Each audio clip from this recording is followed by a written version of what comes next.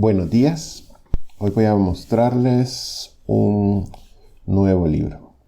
Para los que han seguido estos videos, seguramente no será una sorpresa que les diga que Emanuel Lasker es uno de mis campeones mundiales de ajedrez favoritos.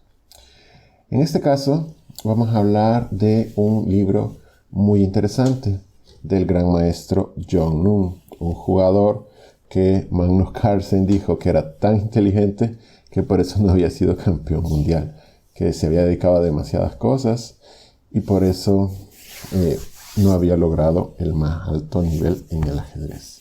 Pero es un jugador extraordinario y creador de muchísimos libros, y si no me equivoco fue incluso campeón mundial de resolver ejercicios de ajedrez, resolver combinaciones. En este libro, él nos muestra, es un curso creado completamente basado en partidas de Lasker. O sea, podría haber sido simplemente una selección de partidas, pero él capta muchas ideas estratégicas y nos las explica gracias a las partidas de Lasker. Primero nos explica por qué selecciona a Lasker, que es un jugador muy bueno y que jugó muchos tipos de partidas, muchos estilos diferentes, porque se lograba adaptar a sus oponentes. Es un jugador muy bueno. Para nosotros podría decirse que es como un genio que no fue muy bien entendido, ya que aunque fue el campeón mundial que más tiempo estuvo como campeón mundial, en el caso al menos de los jugadores que hablamos español, todavía recordamos cómo perdió con Capablanca. Posiblemente no estaba en su mejor momento, ya que acaba de terminar la Primera Guerra Mundial. Y ya para 1925 él ya se había recuperado y ganó incluso un torneo encima de Capablanca. O sea, que hubiera sido interesante un match en ese momento, solo que ya las circunstancias habían cambiado y Lasker, pues, después de 27 años de ser campeón mundial, tampoco es que iba a retar a Capablanca. Lamentablemente no había amarrado un match de, como quien dice, de revancha. El libro es muy interesante, habla muchos temas estratégicos: ataque y defensa, actividad de las piezas, estructura de peones, el final, alfil contra caballo, medio juego sin damas, defendiendo posiciones inferiores, algo de lo que Lasker siempre se caracterizó, ya que a veces la gente opinaba que es que jugaba las aperturas muy mal, a veces simplemente es que se descuidaba, pero de pronto estaba en una posición inferior y empezaba a luchar y podía simplemente cambiar el resultado de la posición. Maniobras, finales, sacar agua de las piedras, o sea, algo de la nada, jugar para ganar, el momento crítico, errores comunes, falta de objetividad, sensación del peligro, descuido y cómo sacar provecho de la ventaja. En ese momento, para mostrar un poco el libro, vamos a ver una partida de Lasker muy interesante. Esta se trata sobre el tema del momento crítico, que es cuando el destino de la partida se puede decidir en un solo momento. Esto ocurre a menudo cuando un jugador ha hecho una concesión estratégica importante para atacar. Si el ataque falla, las debilidades resultarán fatales, por lo que el ataque debe tener el coraje de seguir adelante, incluso si esto implica sacrificios. En este caso, vamos a ver la partida. Lasker era un jugador muy visionario y tuvo ideas muy interesantes. Por ejemplo, él fue el primer jugador, al menos fuerte que yo conozca, que jugó la defensa berlinesa. Una apertura que hoy se juega muchísimo entre la élite. O sea, es una de las aperturas principales, redescubierta gracias a el match entre Kasparov y Kramnik allá por el año 2000. Enroque y la idea de caballo F6 es que directamente, sin llegar a la Murphy, que primero hacen A6, es que se come, pero no es tanto como una apertura abierta normal, porque después de D4 no se hace D5, sino que en la de Kramnik jugaba directamente caballo D6. Esto ganaba un tiempo con el alfil indefenso y obligaba a tomar. Después del cambio, bueno, la podemos ver, y después del cambio se simplificaba la posición y se llegaba a esta posición. Quizá en otro momento podremos ver otra partida de Lasker donde jugó esta línea. Lamentablemente para él perdió con Tarrasch, pero tuvo un momento donde podía incluso ganar. O sea, es una apertura muy interesante, muy luchada, y que ya Lasker la había jugado ya 90 años antes de que la empleara Kramnik en su campeonato mundial contra Kasparov. Ok, pero en esta partida, obviamente estamos hace muchísimo tiempo. Lasker, en vez de hacer la línea principal que empleó contra Tarrasch, en este caso hizo alfil e7. Siempre la idea es bien simple. Si uno toma, se abre la columna E y es muy peligroso. Alfil e7 simplemente evita eso.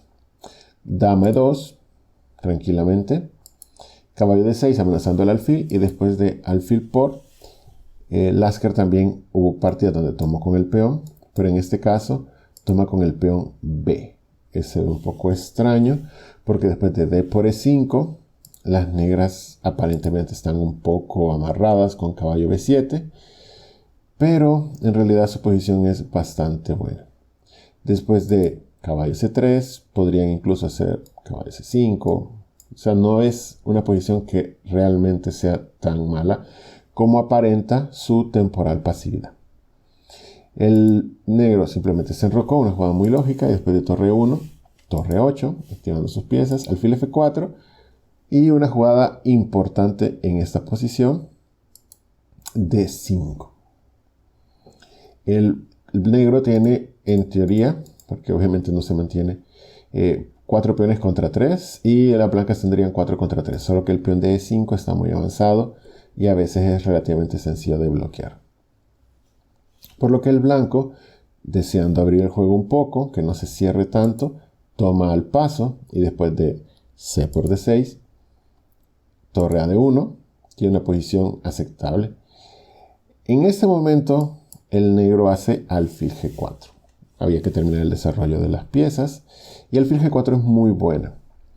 H3, ese alfil puede ser incómodo, y después de alfil H5 ya el blanco comete ya un pequeño imprecisión. Aquí, aunque tal vez no se ve muy bonito, G4 quitándose la molesta clavada de la dama con el caballo en F3, quizá le daría al blanco una posición bastante buena. Lo que pasa es que el blanco hace caballo 4, y resulta que después de alfil F8, ahora está clavado en la columna E y se mantiene clavado en la diagonal. Al final decide hacer dama D2, que es un pequeño momento crítico de la partida, ya que al hacer dama D2 permite alfil por F3, donde las blancas empiezan un ataque muy interesante en la columna G, pero han arruinado totalmente su estructura de peones, lo cual puede ser un problema. D5, caballo G3 y dama F6. Está comiendo el alfil, que no se puede mover, y podría atacar el peón de F3, por lo que rey G2 es una jugada muy lógica. Pero aquí el negro pues pudo hacer, lo que pasa es que es un tipo de jugada que desde el punto de vista humano es muy difícil de hacer.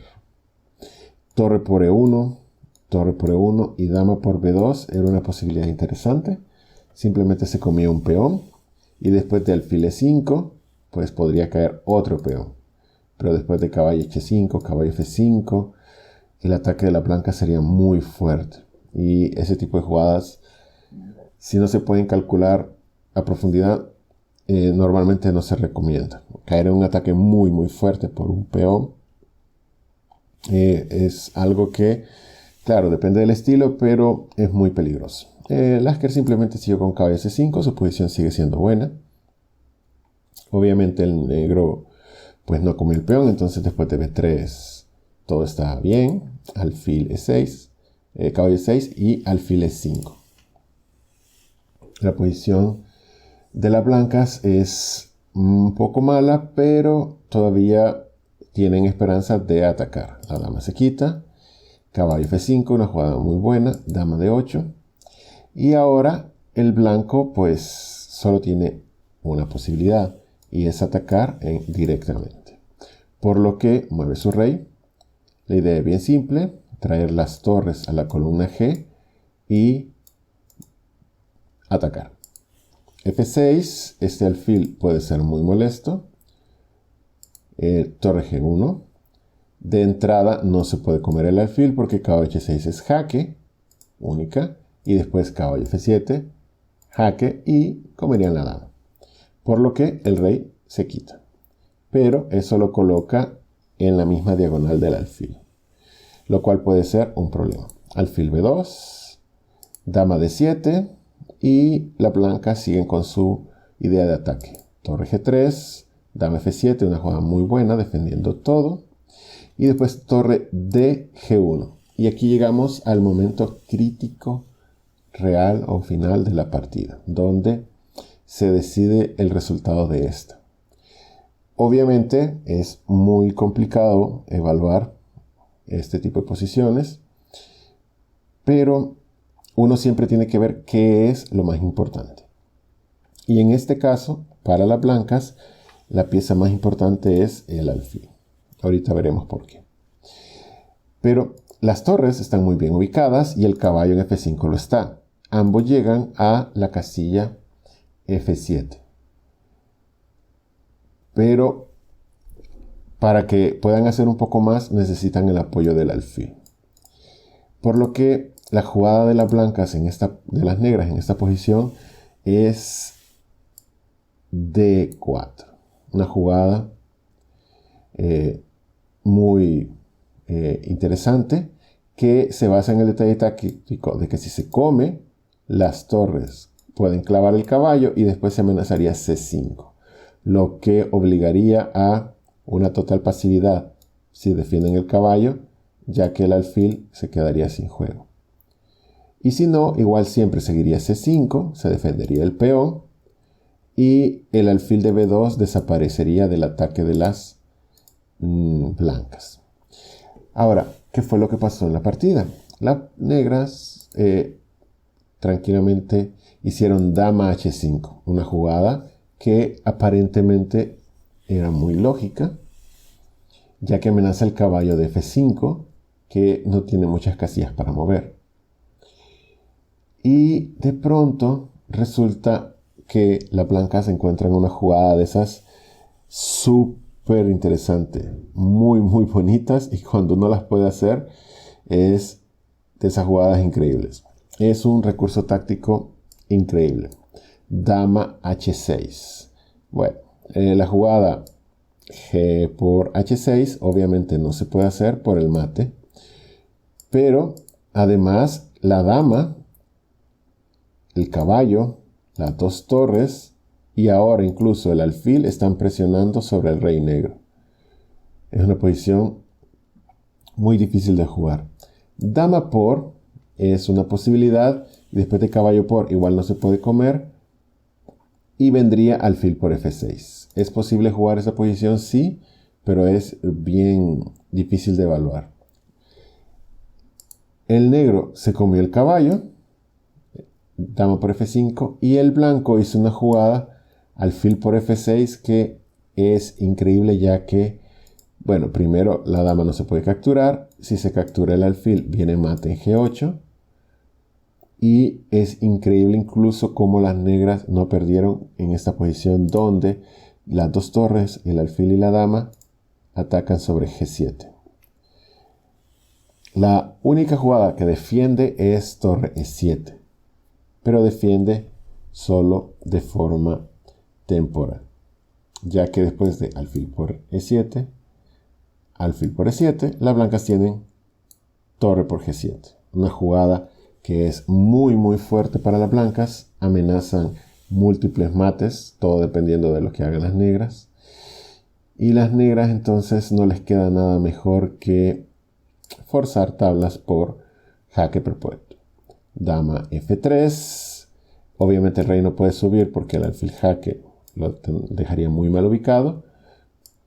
Torre 1, G2 y dama de 1. Obviamente otra vez el rey no puede subir porque el alfil daría jaque, lo que siempre aseguraría una igualdad, por lo que torre bajó y las negras iban a seguir dando tablas, pero acordaron tablas ya que el jaque perpetuo no se podía evitar.